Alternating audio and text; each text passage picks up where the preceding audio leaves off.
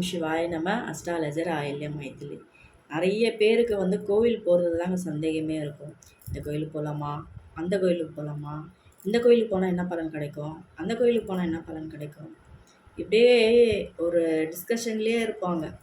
அது மட்டும் இல்லாமல் கோவிலுக்கு போனால் எத்தனை சுற்று சுற்றலாம், 10 சுற்று சுற்றலாமா, 20 சுற்று சுற்றலாமா, எத்தனை சுற்று சுற்றினா நமக்கு நல்லது நடக்கும், இது அடுத்து எத்தனை விளக்கு போடலாம், எங்கே போடலாம், இப்படி நிறைய கேள்விகள். அதுக்கு ஒரு டிஸ்கஷன், அதுக்கு ஒரு சில இதுவெல்லாம் நிறைய நடந்துகிட்ருக்கும். இது எல்லாத்தையும் தவிர்த்து இறைவன்கிட்ட நம்ம போகணுன்னு முடிவு பண்ண பிறகு ஆத்மார்த்தமாக பக்தியோடு போகிறதே எனக்கு சிறந்தது.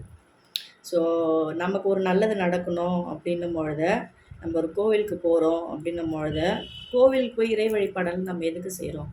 எவ்வளோ துன்பம் வந்தாலும் அதை தாங்கக்கூடிய ஒரு மனப்பக்குவத்தை இறை பக்தி, இறை நாமம், இறை ஜபம் இது எல்லாமே நமக்கு கொடுக்கும். நடக்க போகிற எதையுமே நம்மளால் மாற்றவோ, திருத்தவோ, தடுக்கவோ முடியாது.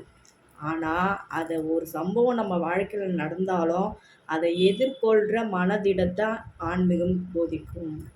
இறை நம்பிக்கை அது நமக்கு பக்கபலமாக இருந்து காப்பாற்றும்.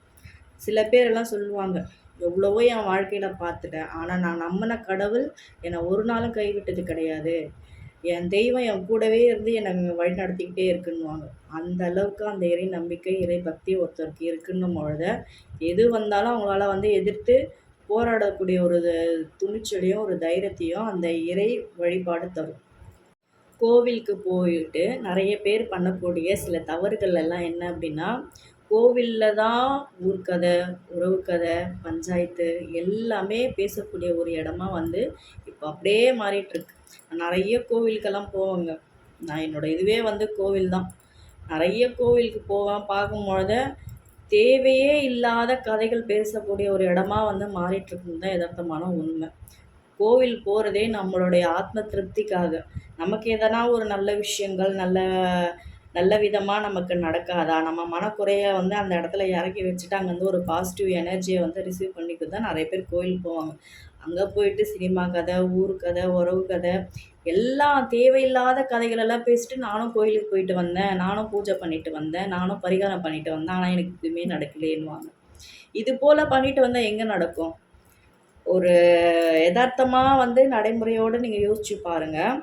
ஒரு இறை வழிபாடு பண்ணுறீங்க, ஒரு பரிகார பூஜைகள் பண்ண போகிறீங்க, ஒரு ஒரு ஒரு நல்லது உங்கள் வாழ்க்கையில் நடக்கணும்னு நினச்சி நீங்கள் போகிறீங்க.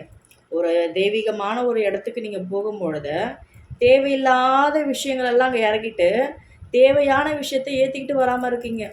ஸோ இது போல் இதெல்லாம் இருக்கும்பொழுது அங்கே இருக்கக்கூடிய அந்த இறை ஆற்றல் எப்படி உங்களுக்குள்ளே இறங்கும்? எந்த ஒரு ஆலயம் போனாலும் ஒரு பக்தியோட, ஒரு ஆத்மார்த்தமான, ஒரு சமர்ப்பணத்தோட நம்ம அணுகும் பொழுது அதற்கான பலன்கள் நிச்சயம் கிடைத்தே தீரும். இது மாற்றமே இருக்காது.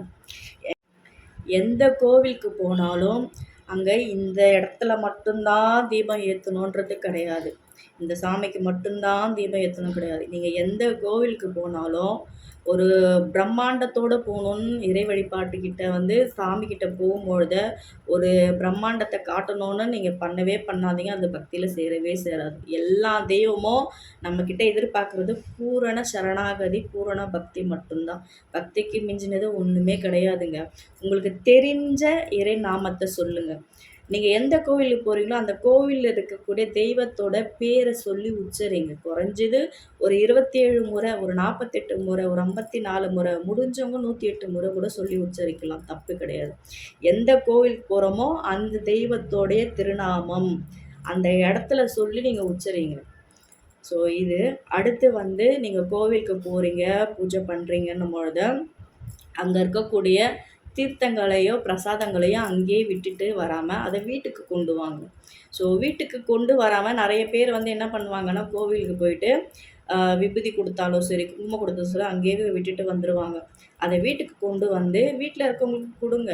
இல்லையா அதை ஒரு தண்ணியில் போட்டு தீர்த்தமாக ஆக்கி வீடு ஃபுல்லாக தெளித்து விடுங்க. ஸோ இந்த மாதிரி சின்ன சின்ன விஷயங்கள் கூட எல்லாம் என்ன சொல்கிறாங்கன்னா, சிவன் சொத்து குலநாசம், சிவ கோயில் போயிட்டு எதுவுமே வீட்டுக்கு எடுத்துகிட்டு வரக்கூடாது அப்படின்வாங்க. அது சொன்ன கான்செப்டே வேறு. இதை பற்றி நீங்கள் முழுமையாக தெரிஞ்சுக்கணுன்னா எனக்கு கமெண்ட் பண்ணுங்கள். நான் சிவன் சுத்து குலநாசன்றத ஒரு பெரிய ஒரு டாபிக் அது. அதை பற்றி நான் சொல்கிறேன். ஸோ குலத்தை நாசம் செய்யக்கூடிய எந்த ஒரு பொருளையும் கோயிலில் இருக்கவங்க கொடுக்க மாட்டாங்க. அதை நீங்கள் நல்லா புரிஞ்சுக்கணும். ஸோ அது பிரசாதம். நமக்கு கிடைக்கக்கூடிய ஒரு பிரசாதம். அதை பவ்யமாக வாங்கி நெத்தில இட்டுக்கோங்க, உச்சந்தலையில் வைங்க, கொஞ்சம் போல் வாயில் போட்டுக்கோங்க. ஸோ அது எந்த ஒரு கோவிலில் தரக்கூடிய விபூதி இருந்தாலும் சரி, குங்குமம் இருந்தாலும் சரி, அதை அந்த இடத்துலே விடாமல் வீட்டுக்கு கொண்டு வீட்டில் இருக்கவங்களுக்கும் கொடுங்க. ஸோ அடுத்து தேவையற்ற கதைகள் எல்லாம் கோவிலில் தயவு செஞ்சு பேசாதீங்க. தேவையில்லாத கதைகள் தான் அதிகமாக போயிட்டு இருக்குது. ஸோ அப்படி போகும்பொழுது நானும் கோவிலுக்கு போனேன், நானும் சாமி கும்பிட்டேன், செல்ஃபி எடுத்தேன், ஸ்டேட்டஸில் போட்டேன்னு காட்டுறதுக்கு தான் இப்போ கோவிலுக்கே போகிற மாதிரி இருக்குது. ஸோ அது எல்லாமே அவாய்ட் பண்ணிவிட்டு ஒரு பக்தியோட ஒரு சமர்ப்பணத்தோடு போங்க.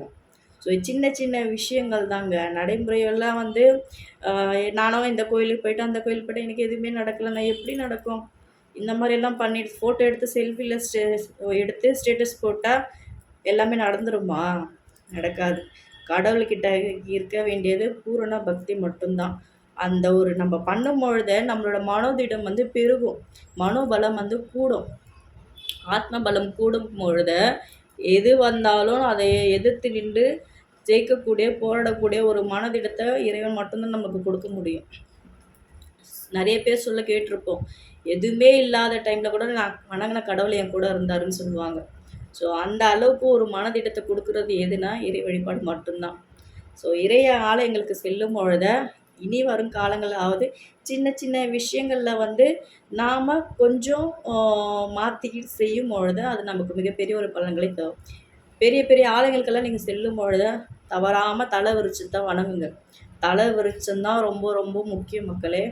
தலை விரிச்சத்தை எந்தெந்த கோவிலெல்லாம் தலை விரிச்சம் இருக்கோ தவறாமல் தலை விரிச்சத்தை நமஸ்காரம் பண்ணுங்க. அதெல்லாம் இப்போ யாருமே பண்ணுறது கிடையாது. மரமா ஓகே, மரத்து பக்கத்தில் நின்று ஒரு ஃபோட்டோ எடுத்து ஸ்டேட்டஸ் போட்டுருக்கு. அதுக்கு தான் இப்போ தலை விரிச்செல்லாம் பயன்படுது. ஆனால் அந்த தலை விரிச்சத்தோட மகிமையோ மகத்துவமும் யாருக்குமே தெரிய மாட்டேங்குது தான் எதார்த்தமான உண்மை. ஸோ சின்ன சின்ன விஷயங்கள் தான். இந்த சின்ன சின்ன விஷயங்கள் நம்ம மாற்றி பண்ணும் பொழுது நமக்கே அதை பிடிச்சிரும் ஒரு டைமில்.